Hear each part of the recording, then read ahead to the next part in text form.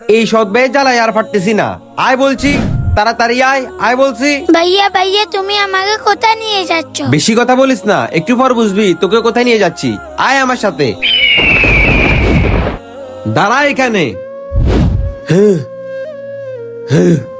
এই জীবনে আমার যন্ত্রণারই শেষ নেই। আমি নিজে খেতে পারতেছি না, তোর মতো সৎ ভাইকে কিভাবে খাওয়াবো? সব যন্ত্রণা এই গর্তের ভিতর চাপা দিয়ে যাব। গলাটা একদম শুকাই গেছে। ভাইয়া তোমার মনে অনেক কষ্ট হচ্ছে, আমাকে দাও, আমি গর্ত করে দিই। এই একদম দরদ দেখাবি না। তুই কি ভাবছস তুই আমাকে দরদ দেখালে আমি তোকে ছেড়ে দিব? না না, তোর কোনো চাঁদ নাই। আমি গর্ত করতেছি, তুই এখানে দাঁড়া। আজকে তোকে জীবিত কবর দিয়েই যাব। আমি আর এই বোঝা টানতে পারবো না। আয় গর্তে নাম, নাম বলছি। ভাইয়া তুমি আমাকে কবর দিও না ভাইয়া।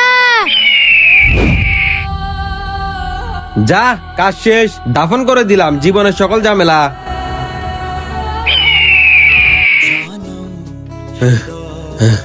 অনেক পানির তৃষ্ণা পাইছে। ভাইয়া হ্যাঁ? ভাইয়া তোমার মনে পানির তৃষ্ণা পাইছে না পানি?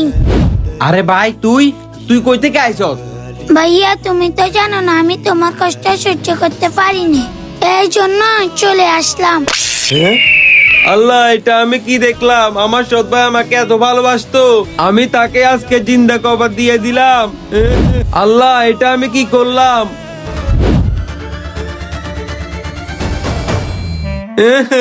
ভাই ভাই ভাই ভাই।